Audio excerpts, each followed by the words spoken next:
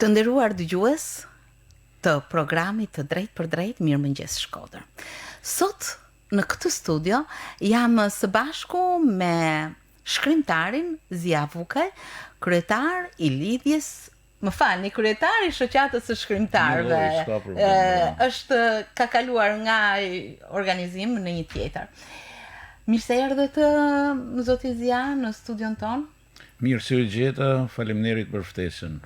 Në fakt të komunikosh me njerëzit që në mëngjes të drejtosh mikrofonin, të drejtosh mendimin për të shprehur diçka, për mua është diçka shumë e bukur dhe e këndshme.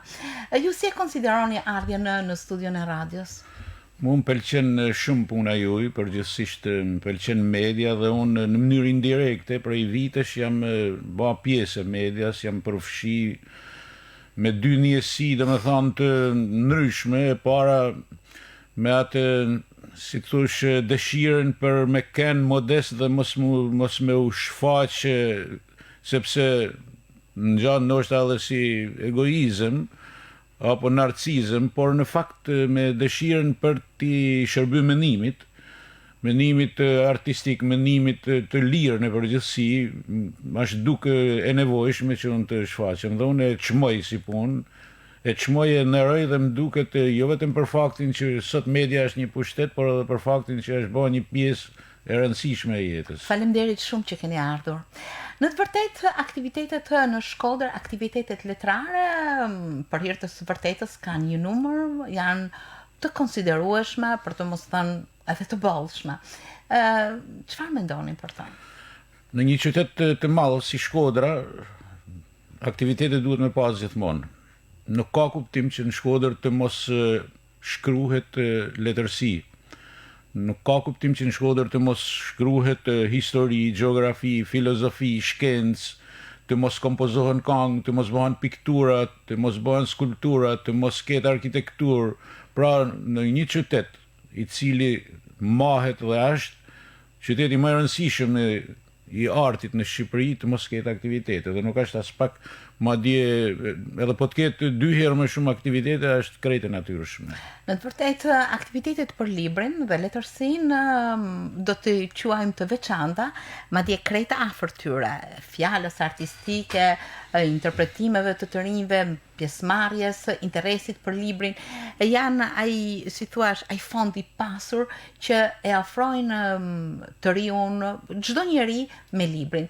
Ju si konsideroni, domethënë, këto aktivitete që kanë specifikat e veta, qoftë leximi I një libri, pjesëmarrja në fjalën artistike, në interpretime, në promovime, janë disa kategori aktivitetesh.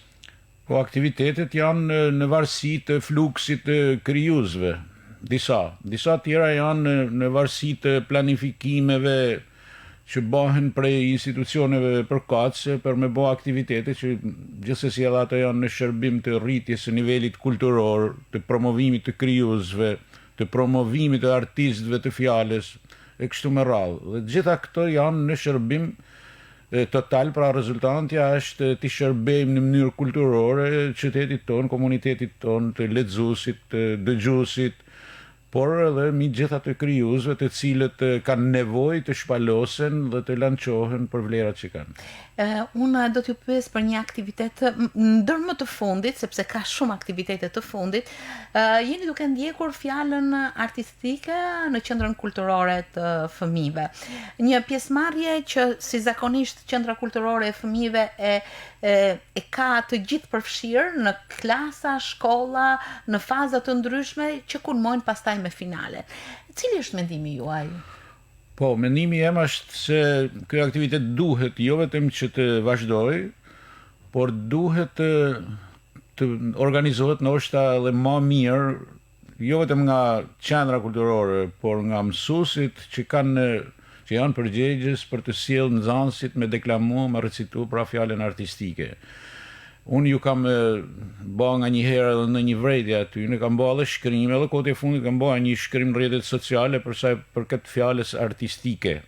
Bile e kam fillu kështu që duke theksuar rëndësinë e fjalës, e para ishte fjala duke theksuar rëndësinë që është proverbiale, është biblike. Fjala nuk është vetëm për të lexuar shkrume, nëpërmjet alfabetit, nëpërmjet semiotiks, fjala mi gjitha është ka tingullin, ka zanin, ka gestikulacionin dhe tanë kjo emocion që përcillet nëpërmjet fjalës është e pamujtun që gjithmonë me ta përcjell letra, fjala e shkruar. Dhe gjithmonë kur lexojmë poezi të recituara bukur, atëherë i kuptojmë vlerat e vërteta të poezisë apo të prozës poetike apo çdo gjë tjetër që është për tu deklamuar, siç është teksti dramatik. Pra teksti dramatik është i destinuar mu lujt në skenë. Por çdo pjesë e letërsisë, sidomos me ato me të cilat ne operojmë, është e tillë. Varet që ka një indiferentizëm ndaj fjalës artistike, kjo është edhe mangësi e kurrikulave dhe programeve shkollore, nuk kemi pse ta fshehim, që nuk ekzistojnë orë të posaçme në programet e letërsisë shqipe në nivelin parashkollor dhe në nivelin universitar jo, orë që t'i kushtohen fjalës artistike si e tillë, fjala artistike e gjallë, gjuha e gjallë. Kja gjuha e gjallë. Gjuha e gjallë është gjuha që flitet. Dhe ajo nuk ekziston më në fokusin e atyre që formulojnë programet. Plus asaj dhe mësuesit e tana profileve, po sidomos letërsisë, janë të tejmytur në dokumentacion, janë të zhytur, janë të mytur në ujin e dokumentacionit nga i cili janë atrofizuar. Ta them sinqerisht, janë atrofizuar mësuesat. Kanë humbur vetit mësimdhënëse. Të gjithë, i kanë humbur vetit mësimdhënëse sepse tonë energjit i kanë shkarkuar në për matrica, në për fletore, në për statistika, në për tu i bë petulla nuj, po të them unë. Dhe pikërisht për këtë arsye, nxënësit vinë pa përgatitur. E fundit gjë që ju kujtohet, mas edhe që kujtohet hiç, që fjala duhet edhe me u deklamuar. Pra është kompleks pak problemi këtu. Dhe unë kam një shije jo të mirë të zhvillimit të fjalës artistike. Dhe pikërisht për atë kam shkruar dhe pikërisht për këtë po flas sot, që duhet të bien në veshtje atyre që kanë pushtet, sepse ne jena bë për me fol, unë për vete jam e kam caktu mendën time që çat shoh se mund bëhet më mirë, unë e konstatoj. Shumë bukur. Jeni krahas veprimtarive letrare të cilat natyrisht përbëjnë bazën e bisedës son, por këto futen natyrshëm në veprimtarinë tuaj, duke qenë se jeni mësues i letërsisë në një shkollë të mesme, keni qasjet tuaja në afërsinë e letërsisë tek të rinjt. Si mendoni, sa bashkëudhëtare e tyre është në një kohë shumë të egër ku teknologjia natyrisht e bombardon çdo ditë rinin? Po, kjo është pak problem. Teknologjia është bërë për t'i shërbyer njeriu dhe për ta ndihmuar, qoftë edhe në letërsi, qoftë edhe me lexu. Dhe njeriu gjithmonë është hutu para teknologjisë, por hutimi ka qenë i shkurtër dhe nuk ka pse të jetë i gjatë, nuk ka pse njeriu të rrini hutum për vite e dekada. Duhet me kuptu të parën punë që teknologjia është bërë për me ndihmu çdo gjë që ekziston në këtë botë për njeriu. Edhe libri është shumë më komod sot, pra edhe dalja e librit, lindja e librit, faqosja e librit, formatimi i librit, të gjitha janë prekja, të gjitha këto janë më të lehta sot, sepse të ndihmon kompjuteri me bëhet gjithçka. Nëse dikur është hiq keq me faqos, sot ka programe faqosit që ta bëjnë në mënyrë automatike. Nga ana tjetër, sot ka libra digital, ka libra madje që ta japin edhe atë shijen e tingullit fërkimit fletëve me fletë, libri në kuptimin si fenomen, jo libri në kuptimin fizik, pra, dhe teknologjia për mendimin tim i shërben libri, dhe nuk duhet trememi nga teknologjia, por duhet të dim ta përdorim dhe të komportohemi në kushtet e reja me te. Por në fluksin e madh që shpërndan hipermedia, mandej është e frikshme se ku e drejton vëmendjen njeriu, sidomos të rinjt. Tek të rinjt. Pra, aty ka miliarda, është oqeanike ajo pjesa navigimit, abisnet.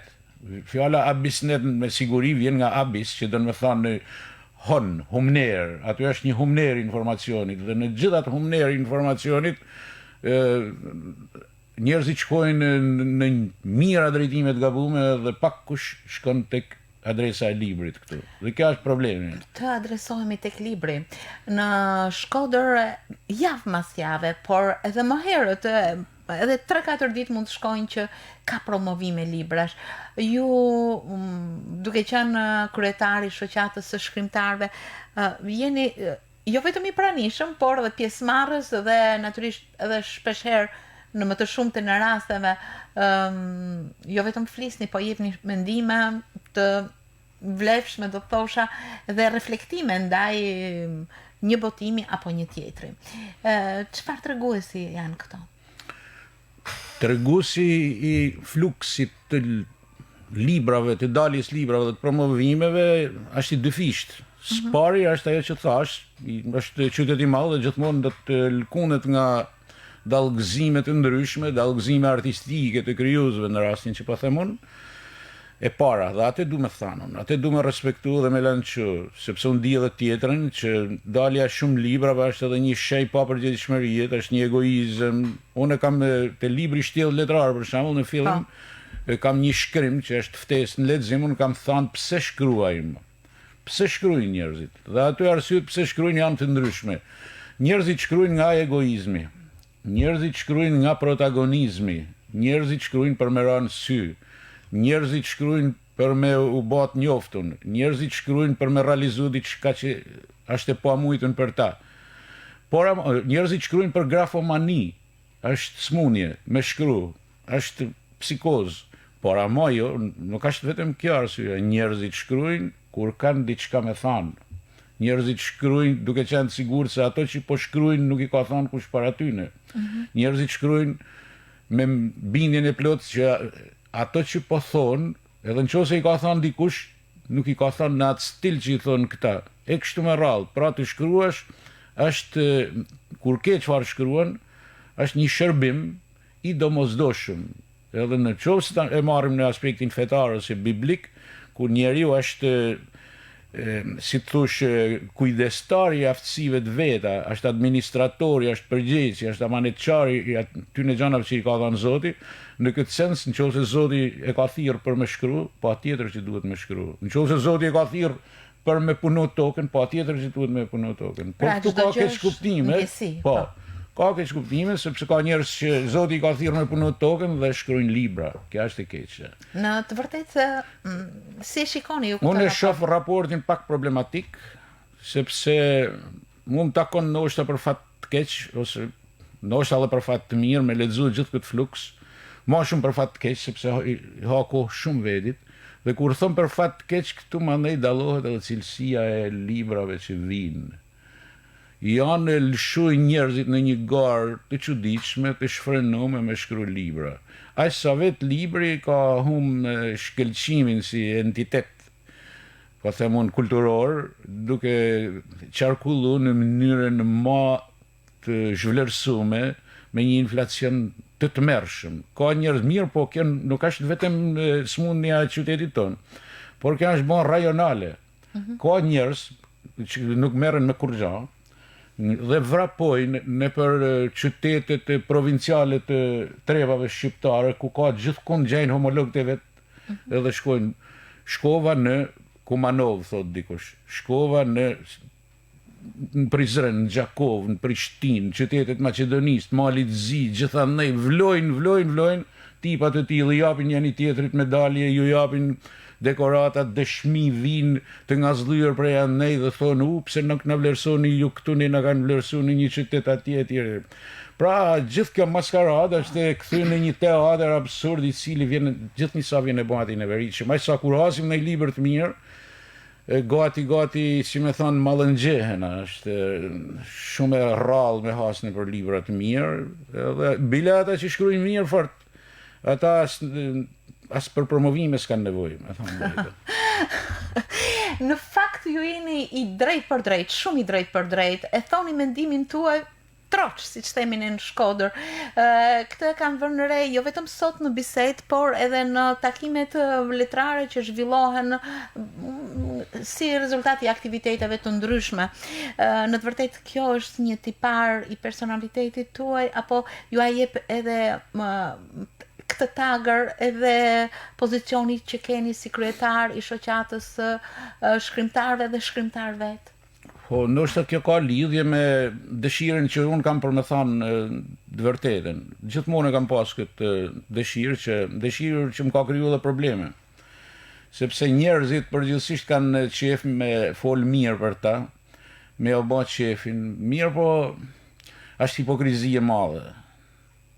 Mundesh me thanë që hajt ja bajnë qefin sa është plak ose është një grua e cila gjen kënaqësinë aty se i duket veti poetë, shkrimtare etj.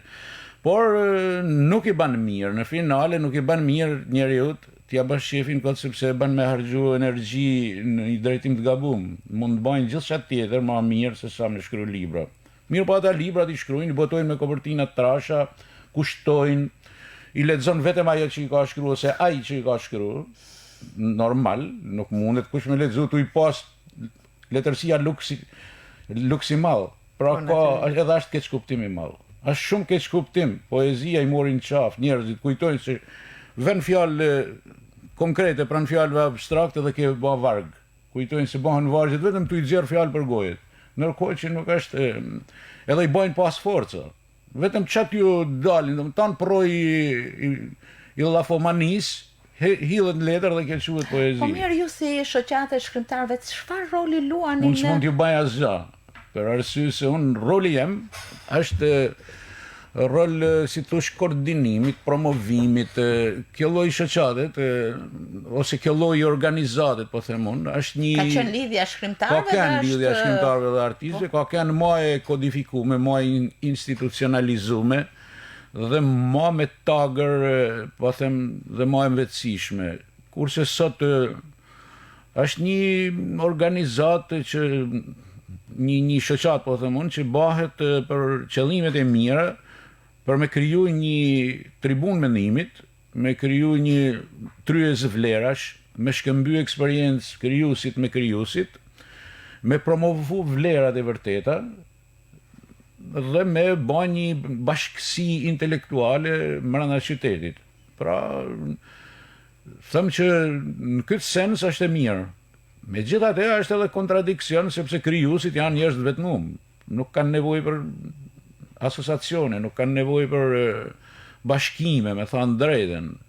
Dhe unë kam plot miq që janë shkrimtarë të vërtet që nuk bëjnë pjesë në për organizata, sepse po them të gjithë krijuesit, por sidomos krijuesit e letërsisë artistike kanë nevojë për shumë vetmi.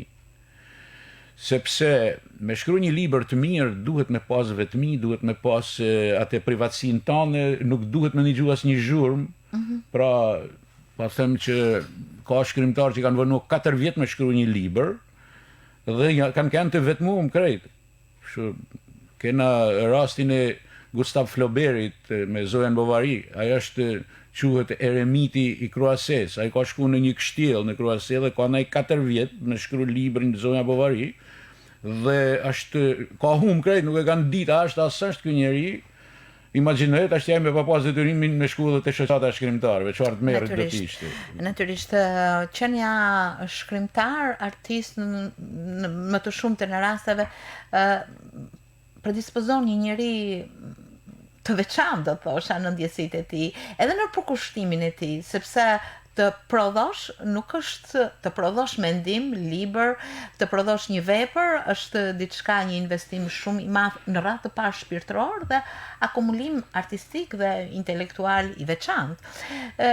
Po në fakt ju nuk I keni me numër sa keni antar të shoqatës që shkruajnë Shkodër që sepse përndryshe këtu do t'i drejtohemi sasisë dhe jo cilësisë. Me sa që po kuptoj. Ta mbani pyetje I ditë një maturantes, po kujtojmë kishin thirrë për ishte punë librash. Edhe më tha mua ka ai I riu po shfaqte shqetësimin se mos ndena ka ra numri I krijuesve. Unë I thash mos u mërzitni hiç se jo vetëm që s'ka ra, por jena bë taborre. Jena bë, domethënë regjimente me shkrimtarë. Vëre shumë që ka një shtim të numrit të njerëzve, po I quaj poet ose shkrimtar, që përdorin gjuhën gege. Dhe rrjetet sociale nuk e di, janë një shesh i mirë i transmetimit të këtyre krijimeve të tyre. Cili është mendimi juaj? Mendimi jem është që në procesin e krijimit poetik, për shembull, nga një herë dialekti është i pashmangshëm, sepse vargu poetik është imazh mi të gjitha. Në mos qoftë imazh është ndjenjë që ka materializohet nga një veshje gjuhësore të caktuar, e cila nuk ka kuptim kund tjetër përveç çastit fillestar kur ajo nga mendim ose një është bën fjalë. Dhe ajo mund të jetë dialekt krejt. Dhe aty ka drejt me pas veshjen e vet. Sepse po t'janë në rrosh veshjen fjalës, bjen emocioni. Ka shumë raste që vargu poetik i vërtet, pra nuk mund të tjetërsohet dhe bën mirë me kanë ashtu siç është. Dhe kjo ka lidhje, thash edhe një herë, me spontanitetin e krijimit. Por që nuk është gjithmonë kjo arsyeja tek ato krijimet që shohun. Përdoret për dy arsye dialekti këtu. Përdoret si qëllim në vetvete për me tregu që unë jam geg dhe me shpalos një lloj snobizmit, se unë rebelohem në gjuhës letrare, se jam modern, jam snob, jam kokfort, jam interesant, jam i çuditshëm, jam strambo, jam çat themi unë bizarro, jam një njeri që baj çat dull, shikoni sa i fort jam që unë shkruaj edhe në dialekt, e para. E dyta, dialekti përdoret për me legalizu gabimet gjuhësore, duke qenë se nuk njohin gjuhën letrare, duke qenë se jo vetëm gjuhën letrare, por nuk njohin as dialektin, atëherë ja fusin e shkruajnë me një idiolekt. Idiolekti është e folur në nivelin personal, i cili mund të jetë dialekti i lagjës, pra është gjuhë lagjesh. Se edhe Shkodra ka variacione të folur nga veriun prendim. Pa diskutim. Ka dhe zhargone. Zhargon, pra të shkruash letërsi në idiolekt, ose në zhargon, ose në argo, që janë gjuha e zanaqive, gjuha zejtarve, kjo nuk është letërsi, mësënëje. Por thash, ka raste kur dialekti është përdor nga shkrimtarët geg, sepse nuk ka kene standardizu me gjuha e herë puna e parë. E dyta, ata kanë nëriqu kaq shumë gjuhën gege, kanë pas mjeshtri, kanë kënë linguisti, në radhë parë kanë kënë gjuhtarë të gjithë, dhe kanë qenis, kaq bukur fjallën gege, sa të vjen turp ma me shkru në gegnisht, për shembull mas në remjedz. Është turp me shkru në gegnisht kur ke lexuar atë lloj muzikët, se nuk është letërsia, është edhe muzikë edhe letërsia. Natyrisht, ka një tingëllim të mrekullueshëm, qoftë për veshin, për shpirtin, për çdo gjë që transmeton fjala. Pra, këtu ka një diçka. Këta kalojnë, njeriu kur është i ngopun me simetri, mund të kalojnë në asimetri. Njeriu kur është i ngopun me standardin, e njeh shumë mirë, dhe standardi nuk po t'i plotëson ekzigjencat semantike, leksikore të fjalës, atëherë urdhënos standardi mu nuk më ngop. Nuk më ngop, se unë kam një leksik shumë të pasun, dhe ky leksikur jemi pasun, është më i pasun se standardi, dhe unë du me shkru në gegnisht. Gjatë që nuk nollë, sepse unë kam njoh poete e tjerë që për nërë nuk e kanë atë nivelin e duhun kulturor që me pretendu se kanë bagazh të madh të leksikut ose të fushës semantike të fjalëve. Dhe pikërisht është një gjë artificiale, është një kaq artificiale sa kthehet në diçka të padurueshme, gati të neveritshme. Dhe unë do t'ju kisha bën thirrje ta njohin mirë standardin. Më pëlqejnë shumë mesazhet tuaja, ndoshta nuk është tamam detyra ime që të jap opinione, por vërtet të folurit e drejt për drejtë, duke dhënë mendime të qarta, shpeshherë që duken kundërshtuese, por në të vërtetë që i drejtohen të vërtetës, mendoj që janë të vlefshme për opinionin, jo vetëm të dëgjuesve, por për opinionin e gjerë letrar në veçanti që lëvron letërsi dhe lexon letërsi. Sepse lëvrimi i letërsisë ka dy anë, sepse do të si një mall që shitet dhe nuk është natyral, ashtu edhe një vepër që nuk është e mirë, drejt për drejt, ka ato deficiencat e veta. Në fakt, ju keni një pozicion tjetër ndaj librit, letërsisë, duke qenë vetë shkrimtar, kritik letrar, edhe përkthyes. Vinë të gjitha në lumin e madh të letërsisë. Si kanë ardhur këto pozicione tek personi juaj? Mi gjitha unë e shoh vedin lexues. Mi gjitha. Edhe këtu, në këtë thanie unë po kopjoj një nga, po them, eruditet me olimpik të botës, të shekullit 19, pra është Borgesi, që thotë e shoh vedin lexues. Shpesh herë kam guxu, kam marrë guximin me shkru, por ato që kam shkru janë më të parancishme se ato që kam lexu. Kjo është puna e parë, që duhet me pas një njeri që i pëlqen letërsia. Dhe natyrisht letërsia ka shumë fusha, ka shumë domene. Letërsia ka poezin, letërsia ka prozën e shkurtër të gjatë, letërsia ka dramën, letërsia ka publicistiken, ka kritiken letrare, e tjerë, dhe ka fushën e përkthimeve. Ka i herë fusha e përkthimeve është quajtur në domenet më periferike të letërsisë, por në fakt letërsinë tonë e kanë bë përkthimet. Marrim përkthyesit tanë, mos shkojmë më larg se në Shkodër, marrim përkthyesin e madh Gjan Shllaku.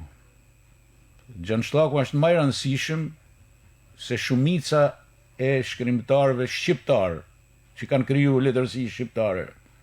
Është më i rëndësishëm se shumica prej tyre, sepse ka sjell para lexuesit shqiptar disa mrekulli që detyrimisht në mënyrë të pashmangshme duhet me i lexuar dhe me i njoftë. Ban çat dush, Iliada është e pashmangshme. Duhet me ardhë, duhet lexuesi mu njoft me te. Dhe kështu kemi kontributin e shkëlqyer të Fanolit, dhe më shkon mendja shpesh. Në çfarë dilemash do të ketë kanë Noli kur ka hyrë me përkthy nga letërsia botnore? Ç'a me përkthy më parë? Te shqiptarët, pra ka mi zotru pa dienia, që nuk është për fajin e askuj, por është një aksident historik. Ç'a me përkthy më parë? Me përkthy Shakespeare-in, me përkthy Omar Khayamin, me përkthy Ibsenin. Po te Shakespeare i vetë që me përkthy më parë. Dhe ai pra është orientu me përkthy Don Quixotin, dhe gjithkund tregon se pse i ka bërë këto përkthime. Unë Don Quixotin e përkthej, ka thënë, sepse Don Quixoti, pavarësisht se është figurë mesjetare, por sot është i ulur në Kamkryq në Shqipëri. Për sa kohë që të ketë Sejmen dhe Bejlurqina, që ju vijnë mrapa Sejmenve, është i domosdoshëm. Dhe pra, kur theme, unë jam marrë me përkthime, për vetë, unë kam një kontribut modest, unë kam përkthy rreth 10 libra, por që jam në proces dhe do të punoj përsëri, dhe aty edhe i herë deshtëm përsëri të qasjen të dialekti. Unë për shembull të një vëllim me tregime të Alberto Moravias, i rakonti romani, tregime romane, aty kam fut shumë, po them unë, fjalë të dialektit, të cilat i kam pasi ekuivalentet më të përshtatshme për mulu morinë e konotacioneve që ka sinonimia e gjuhës italiane. Dhe këtë më ka dhënë, ky ka qenë një shkak i fortë që mua vetëm shkodranisht jam ka ndihmuar me ja dal në disa raste. Por kjo është më për arsye se shkodranishtja është e jona, tosknishtja është e jona, të gjitha janë. Është një brillante. Pra të dish të përdorësh mirë gjuhën. Unë e kam përdor me mas aq sa më është dasht dhe ka vlerat jashtëzakonshme dhe prandaj unë i porosis disa sepse tham pa modesti që unë e njoh mjaft mirë Gegnishten. Ka poet që i di përmendsh komplet. Këta poet klasik të Shkodrës unë pak varë që mund të ketë prej fish si unë si di përmendsh. Edhe në rëmjedhës. Dhe këtu nuk duhet me ardhë kuj keq, kur unë që dashuroj dhe e di kaq mirë Gegnishten, ju jap këto porosi këtu në njerëz të ri. Pozicion të tillë. Prandaj jam i mbrojtur nga vetë fakti që unë e dua për veti Gegnishten. Ndërsa pjesa tjetër e letërsisë mandej ka ardhur duke u shkrirë me pjesët e përkthimeve tjera. Kur përkthen do të lexosh gjithçka. Edhe kur përkthen do ta njohësh, duhet me njoft gjuhën mirë. Çfarë duhet me pas një përkthyes? Gjan Shllaku thotë, duhet me njoft pak si shumë mirë gjuhën shqipe, gjuhën tënde. Natyrisht. Pak si shumë mirë. Dhe nëse nuk e njeh pak si shumë mirë, mos u fut me përkthy. Kjo është çështja. Dhe pastaj aty njifesh edhe me kritikën letrare, unë shumë vepra që kam përkthyer kam bërë edhe para thanjet. Dhe kjo më ka ushtruar më marrë edhe me kritikë letrare. Pikrisht libri juaj Shtjellë letrare është, si thua, një sintezë e mendimit estetik, kritik të letërsisë bashkohore, duke marrë, siç thon edhe ato që e kanë lexuar, sepse ju faleminderit që ma dhuruat dhe patjetër që do ta lexoj me kënaqësi, por duke qëndruar në këtë pozicion, besoj se është një vepër e vlefshme për të parë edhe për të ditur të zbulosh një letërsi, veprën. Po, natyrisht, ky libër ka, mund të them është ajo kredoja jeme estetike, kredoja, po them, letrare, filozofike deri diku, sepse ka i herë edhe vëzhgime filozofike në te. Unë kam trajtu vepra të autorëve të ndryshëm. Bile kam një kapitull aty është, kam përdor fjalën rrafgimi fjalë shqipe është, rrafgimi është një endje e njeriut në mënyrë të paqartë, por edhe pa ligje, rregulla. Dhe kam quajtur kështu sepse unë jam marrë me autor të mëdhenj të vegjël. Dhe një pjesë e këtyre shkrimeve ju kushtohen, ju dedikohen edhe veprave që nuk kanë kush e di se çfarë vlerë dhe autorëve që nuk kanë kush e di se çfarë emnit, por ama që më kanë shërbyer si laborator. Më kanë shërbyer si ato kavjet që përdoren për me studiu, me bërë studime biologjike. Dhe prapë unë i respektoj me gjithë dimensionet e vogla që kanë këta autor. Mandej jam marrë me vepra që kanë dimensionet mëdha, kam një studim që ndoshta është normal serioz dhe më i thellum është një punim rreth 30 faqe për Elektrën e Sofokleut, nga letërsia antike greke, kam pa unë në disa këndve shtrime shumë origjinale, duke u konsultuar dhe me studius të letërsive të ndryshme botërore. Dhe kam disa esej aty që ato më duken pjesa më e bukur për Migjenin. Migjeniane. Aty unë kam originalitetin tem, qoftë edhe i gabum, edhe në qoftë se kam gabu në mënyrë originale që nuk i jap kujt llogari fare sepse kam gabu. Ai që ka dashamirësinë me lexu, ti lexoj. Ai që ka, domethënë, paragjykimin sepse po e lexu hiç nuk i pëlqen, prapë edhe ai është në të drejtën e vet. Por them që ky kapitull është kapitulli më i realizuar i librit, sepse janë eseje të shkruar në kohë frymëzimesh. Asnjëra nuk ka shkruar me porosi. Asnjëra nuk e kam shkruar se du me plotësu edhe i tjetër, por i kam shkruar se kam pas një frymëzim. Dhe ky është një mesazh shumë i bukur i letërsisë që frymëzon, edhe që depërton. Këtu ka 7 ese, nuk janë më shumë. Dhe këto 7 ese janë për pjesët më të vogla të Migjenit, më minore. Janë pjesë që nuk janë marrë tjerët me te. Por që unë po të kisha pas grafomani, unë kisha bë të gjitha i kisha trajtu. Por jam i sigurt që nuk do të kishin pas këtë frymëzim dhe këtë, po them, rrezatim që kanë këto. Zoti Zia, ishte një takim, do thosha, shumë i vlefshëm për studion Mirëmëngjes Shkodër sot, për vetë bisedën tuaj tepër të drejtë për drejtë, tepër të qartë edhe me mesazhe tepër, domethënë se për letërsinë, për lëvëruesit e saj, për lexuesit, për pjesëmarrësit në aktivitetet letrare, për bollëkun e letërsisë që nganjëherë shtërron në vlera, por gjithsesi to tregues duhet natyrisht të përmenden dhe të bëhen shpesh. Duhet me thonë dikush. Të bëhen shpesh. Duhet me folë dikush për rrobat e reja të mbretit. Po, natyrisht. Ajo fabula e famshme, ajo prralla e famshme që mbreti doli lakuriq kur mendonte se ishte i veshur. Të faleminderit shumë, edhe në emër të dëgjuesve, dhe ju uroj aktivitet të bollshëm, por në drejtim shumë cilësor të jo vetëm të shoqatës, por të gjithë veprimtarisë suaj edhe si mësuesi letërsisë apo në radhë të parë si shkrimtar. Ju falenderoj ju. Faleminderit shumë.